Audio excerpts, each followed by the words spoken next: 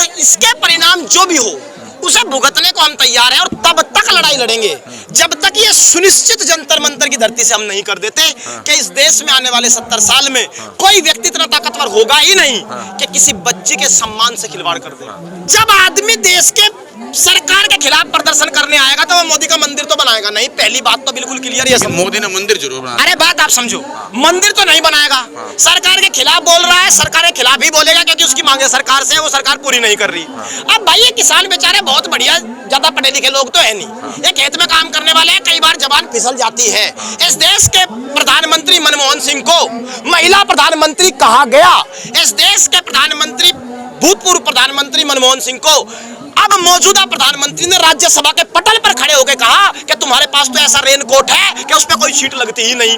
इस देश के 2014 में गुजरात के मुख्यमंत्री जो मौजूदा प्रधानमंत्री हैं, उन्होंने कश्मीर में अपने भाषण में कहा कि गृह मंत्री ए.के. एंटनी पाकिस्तान के एजेंट लगते हैं। जय हिंद, जय भारत। और आप इस समय देख रहे हैं CCN न्यूज़ 24 चैनल। मेरा नाम है दिनेश गर्ग जैन, कड़वे सवालों वाला। आपको लगातार हम यहाँ पर महिलाओं के पहलवानों का जो धरना प्रदर्शन चल रहा है जंतर मंतर पर, लगातार आपको दिखाते जा रहे हैं और हर प्रांत के लोग यहाँ पर पहुँच रहे हैं और अपने अपने हिसाब से जो है महिलाओं का समर्थन, बेटियों का समर्थन कर रहे हैं। भाई यहाँ पर पहुँचे हैं, लगातार सोशल मीडिया के ऊपर अपनी बात रख रहे हैं, किस तरह से समर्थन करें एक बार जानूंगा। क्या नाम है भाई आप? जी शुभम मलिक। कहाँ से आए हैं? उत्तर प्रदेश, जिला शामली। किस तरह से समर्थन करें बेटियों और किस तरह से देख रहे हैं धरने को? देखिए, समर्थन शब्द तो नेता यूज करते हैं, वो एसी में बैठ करके ट्वीट करके कह देते हैं हम आंदोलन कर रहे हैं। हम समर्थन करने नहीं, इस लड़ाई को लड़ने ही आए हैं और इसके परिणाम जो भी हो उसे भुगतने को हम तैयार हैं और तब तक लड़ाई लड़ेंगे जब तक ये सुनिश्चित जंतर मंतर की धरती से हम नहीं कर देते कि इस देश में आने वाले 70 साल में कोई व्यक्ति इतना ताकतवर होगा ही नहीं कि किसी बच्चे के सम्मान से खिलवाड़ कर दे। नहीं, किस तरह का मतलब तैयारी है आप लोगों की? देखिए, हमने 15 दिन का अल्टीमेटम गवर्नमेंट को दिया था। 21 तारीख करीब है और 21 तारीख को हमारे खाप के सांस चौधरी महम 24 में इकट्ठा होंगे। उस धरती का, उस चौखट का इतिहास है कि वहां से कभी छोटा फैसला लिया ही नहीं गया। खाप के उसके आदेश को माना जाएगा, संविधान को मानोगे? देखिए, आप एक बात समझ लीजिए, संविधान सबसे ऊपर है। संविधान में आर्टिकल नंबर 19 बिना किसी शस्त्र के गांधीवादी तरीके से आप कहीं इकट्ठा हो सकते हैं, उसका इस्तेमाल करके खापे इकट्ठी हो रही है। बिना कोई भड़काऊ भाषण दिए देश का सम्मान करते हुए आप एक योजना बना सकते हैं। उसी आर्टिकल के तहत हम योजना बनाएंगे और वहीं से उसी आर्टिकल के तहत हम ऐलान करेंगे। तो खाप और संविधान में कभी टकराव है ही नहीं। संविधान सर्वोच्च है। बाबा भीमराव अंबेडकर ने वो हर पंक्ति जो इस देश की संविधान सभा में बैठक करते हुए लिख दी, उसको सर माथे ओढ़ करके खापे फैसला लेगी। और यहीं से नारे लगाए गए थे, मोदी तेरी कब्र को देगी, RSS मुर्दाबाद। देखो यार, दो बातें आप समझ लीजिए। जब आदमी देश के सरकार के खिलाफ प्रदर्शन करने आएगा तो वो मोदी का मंदिर तो बनाएगा नहीं। पहली बात तो बिल्कुल क्लियर है, मोदी ने मंदिर जरूर बनाया। अरे बात आप समझो, मंदिर तो नहीं बनाएगा। सरकार के खिलाफ बोल रहा है, सरकार के खिलाफ ही बोलेगा क्योंकि उसकी मांगे सरकार से है, वो सरकार पूरी नहीं कर रही। अब भाई ये किसान बेचारे बहुत बढ़िया, ज्यादा पढ़े लिखे लोग तो है नहीं, ये खेत में काम करने वाले हैं, कई बार जबान फिसल जाती है। इस देश के प्रधानमंत्री मनमोहन सिंह को महिला प्रधानमंत्री कहा गया।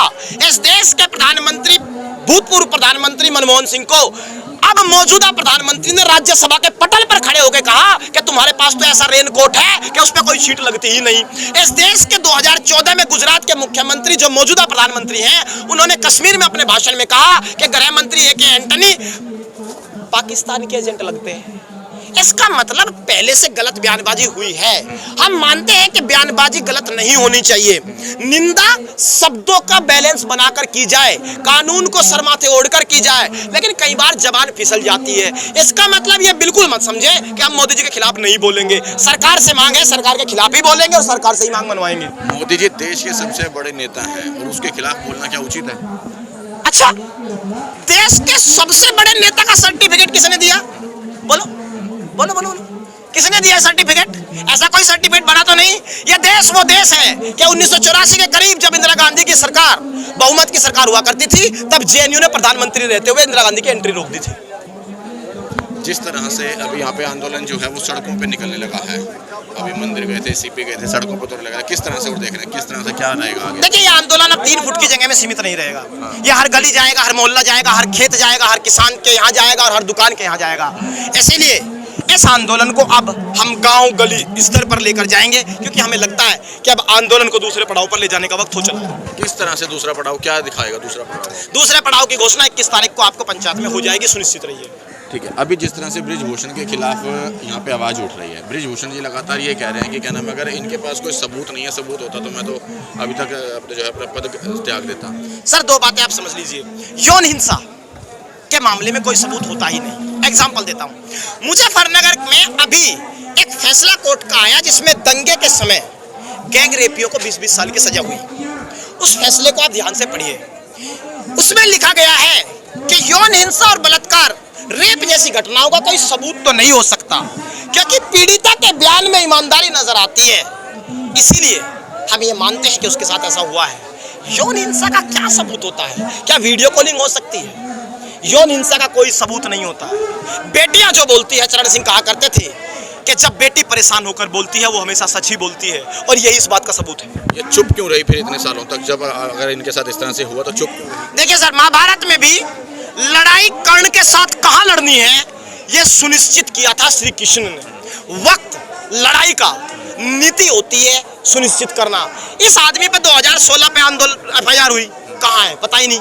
18 में भी मुद्दा उठा के यौन हिंसा करते हैं, पता नहीं। अगर ये बेटियां भी, जब कोई पहचान इनके पास नहीं थी तब मुद्दा उठाती तो ये भी इसी तरह खत्म हो जाती जिस तरह पहले 2016-2018 में FIR क्रैश हुई है। अगर नेशनल पहचान मिलने के बाद भी इनकी FIR नहीं हुई, सुप्रीम कोर्ट को करानी पड़ी, तो अगर इनके पास कोई पहचान ही ना होती तो इस देश में कौन सुनता? इसलिए हमने लड़ाई का वक्त तब मुकर्रर किया जब इनके पास एक पहचान थी। एक साधारण सी लड़की का रेप करना एक आदमी कभी नहीं कर सकता, ये तो एक जनरल सी बात है। एक लड़की का रेप एक व्यक्ति कभी नहीं कर सकता, और ये तो पहलवान है, उठा के पटक सकते थे। अच्छा, इसका मतलब अब तहकीकात इस बात पर होगी कि बेटी के रेप में कितने आदमी शामिल थे, उसकी तस्वीर आप गढ़ना चाहते हैं इस देश में? कैसा सवाल है? हम इस सवाल के भी खिलाफ हैं। एक बात आप ध्यान रखिएगा, एक आदमी रेप तो बड़ी वारदात है, अगर 5 से 10 सेकंड से ज्यादा एक लड़की तरफ देख भी ले तो भी उसको जेल में जाना पड़ता। आप रेप की घटना की बात करते हैं, हम तो इस सवाल के खिलाफ हैं। क्या आप इसकी कल्पना कर रहे हैं कि वहां कितने आदमी रहे होंगे? मामला यौन हिंसा का है, और यौन हिंसा पे हमने कोई रेप की बड़ी घटना का जिक्र नहीं किया। यौन हिंसा का मतलब यौन हिंसा है, जांच एजेंसी इस देश में मौजूद है और उसी को जांच करनी।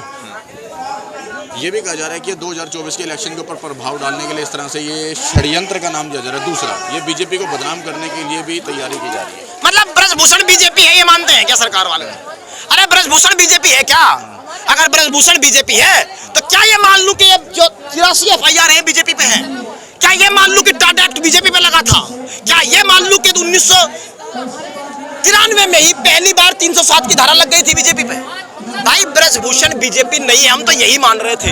ये ब्रजभूषण ने ही साबित किया कि मैं ही बीजेपी हूं, ये कहकर कि प्रधानमंत्री अगर कहेंगे मैं इस्तीफा दे दूंगा। प्रधानमंत्री ने कहा नहीं तो हमने मान लिया कि संरक्षण दे रहा होगा प्रधानमंत्री। क्या लगता है, मतलब प्रधानमंत्री इसको संरक्षण दे रहे हैं? क्या लगता है? इस बात से तो यही साबित होता है ना, अगर प्रधानमंत्री के एक वक्तव्य से ये बात खत्म हो सकती थी और उन्होंने नहीं की, तो इसका मतलब कोई अपना आदमी को बचाना चाहते हैं। बात तो वो हमेशा करते हैं, बेटी पढ़ाओ और बेटी बचाओ की बात करते हैं। जी, वो बेटी बचाओ बेटी पढ़ाओ की बात करते हैं, वो सेल्फ हेविड डॉटर की बात करते हैं, लेकिन कमाल की बात है कि वो गेट उस वक्त तो साक्षी मलिक के लिए खोल देते हैं जब गले में मेडल था। आज जब साक्षी मलिक न्याय मांग रही है तो द्वारपाल कौन बैठा है और किसने देश के प्रधानमंत्री के दरवाजे बंद किए, ये तो हम भी जानना चाहते हैं।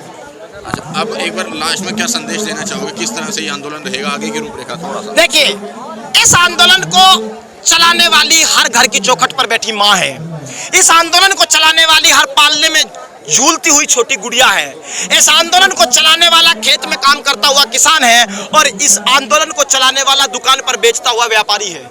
तो यह आंदोलन गांव की घर की चौखट से चला रहा है। यहाँ सिर्फ प्रतीकात्मक रूप से हम बैठे हैं, यह आंदोलन यहाँ से नहीं चल रहा है, घर और गांव से चल रहा है। क्योंकि अगर यह आंदोलन फेल हो गया तो इस देश में कभी कोई गरीब बच्ची किसी इस तरह के बाहुबली के सामने आवाज नहीं उठा पाएगी। अगर यह आंदोलन फेल हो गया तो इस देश में हर माँ और बाप का आशीर्वाद हार जाएगा। अगर यह आंदोलन फेल हो गया तो इस देश में हर भाई की राखी हार जाएगी, और अगर यह आंदोलन फेल हो गया तो हिंदुस्तान की रानी लक्ष्मीबाई हार जाएगी। इसलिए हम इसे फेल नहीं होने देंगे। और मैं भी कहना चाहता हूं कि जिन लोगों के पास वक्त है, आप आ सकते हैं जंतर मंतर भी, नहीं आ सकते घर की चौखट से ही आंदोलन कीजिए।